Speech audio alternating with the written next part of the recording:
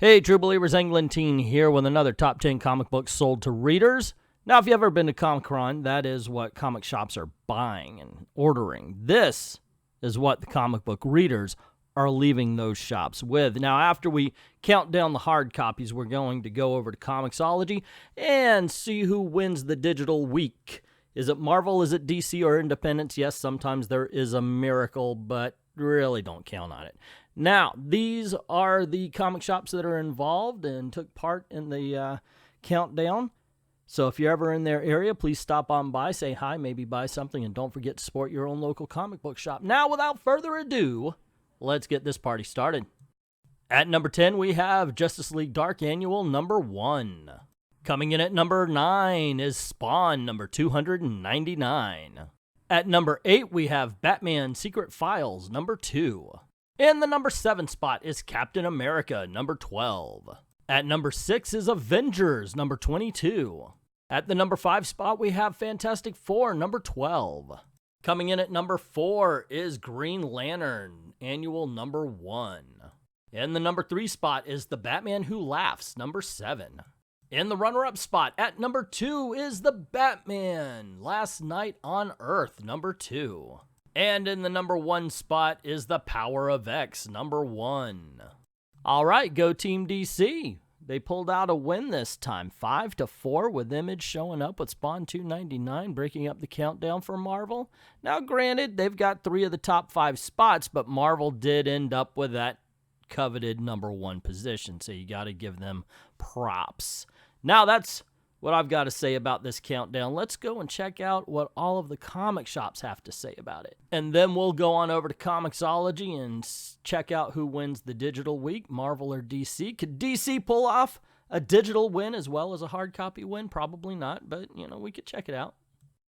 DC managed to place 3 Bat books and a Green Lantern Annual in our store's top 10. Marvel took 5 slots and Image took 1 with Spawn 299. DC sales continue to collapse as fans complain that most DC titles read like New 52 all over again. Where's Jeff Johns when we need him?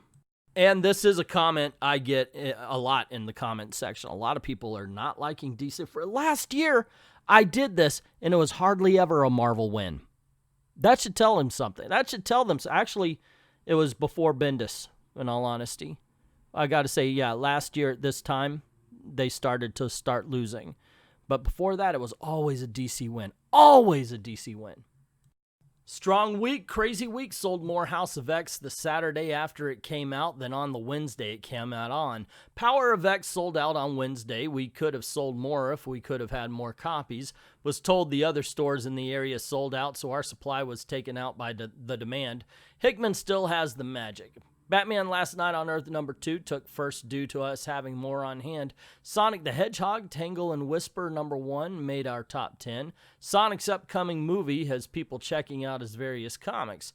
Sold more Sonic comics last weekend than a whole month's worth of Avengers comics. We have more people with Sonic on their pull list than Avengers. Go figure. I can go figure. It sucks. Avengers is one of those books that have to work for Marvel to work. And I'll tell you this, both DC, and I agree with the New 52 statement from the last one, DC and Marvel, I think I could point to individual books that are still good, but it really does feel like as cohesive universes, they've tend to lost focus. Batman can laugh all he wants, but Powers of X still outsold it twofold. It marks the first time since Batman Who Laughs began that the new issue didn't lead in sales. In fact, it was outsold by Batman Curse of the White Knight as well. That said, I think it's safe to say the Batman Who Laughed his last still went out with a bang.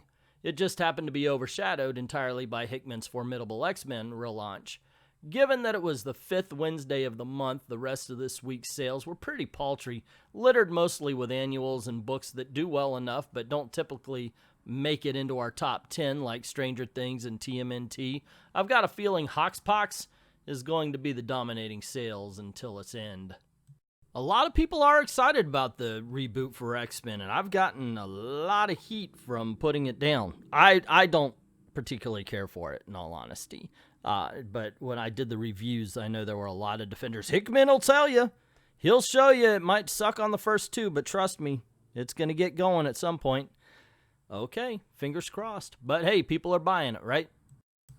Much like last week, Hickman's reshaping of the X titles is the undisputed top seller. The debut issue of Powers of X outsold our next bestseller of the week by more than double. Are the X-Men perhaps going to reclaim their position as the undisputed king of superhero titles? Probably not, but it's nice to see people genuinely excited about them again. The next 3 spots go unsurprisingly to the Caped Crusader, the second issue of the 3-part Batman Last Night on Earth, the finale to Batman Who Laughs, and the second helping of Batman Secret Files all sold well. I have to say it was nice to have a few heavy hitters on the racks for a 5th Wednesday. Middle of the list is some of Marvel and DC's stronger selling workhorse titles, Green Lantern, Fantastic Four, and the like. Writer Ta-Nehisi Coates holds down the bottom spots on our bestseller with both the Captain America and the Black Panther selling respectably well this week. To who? Everybody. Okay, I know. This crowd just doesn't like Black Panther or Ta-Nehisi Coates is not a good, very popular writer with my viewers. So, in all honesty, not with me either. Although I do state, and I will back it up, that his run on Captain America is better than Mark Waid's. Yeah. Anywho, that's what the comic book shops have to say about all of this. Now we're going to go on over to comixology and count down the digital comic countdown. I don't know where that bad sentence came from, but anyway, you get the point. We're going to see who wins the digital week. Is it Marvel or is it DC? At number 10, we have Captain America, number 12. Coming in at number 9 is House of X, number 1. It's rare that we get a book holding over for 2 weeks. Coming in at number 8 is Paper Girls, number 30. In at number 7 is the Green Lantern Annual, number 1. At number 6, we have the Fantastic Four, number 12. Avengers, number 22, comes in at number 5. Taking the number 4 spot is Batman Secret Files, number 2. In at number 3 is the Batman Who Laughs, number 7. In the runner-up position at number 2 is Batman Last Night on Earth, number 2. And coming in at number 1 on digital even is Power of X, number 1. This is almost the exact negative of what we had in the hard copies. We've got a Marvel at number 1, still the Power of X, and then those 3 Batman titles are right there, except we're followed up by the Avengers. Not so much fun right there, I think. Anyway, what this pretty much tells me is we're going to have another Marvel massacre on our hands because we know that DC can't win the back end. We just know it. Never happens. Never works. So let's go and find out how bad DC's about to get their butt kicked. At number 11 is Justice League Dark Annual number 1, and the score is tied 5-5. At number 12 is Monstrous, so it's 5-5 Marvel DC, but now it's Image 2. At number 13, Runaways number 23 makes it 6-5 in Marvel's favor. Coming in at number 13 is Red Hood Outlaw number 3, so it's 6-6, tie score.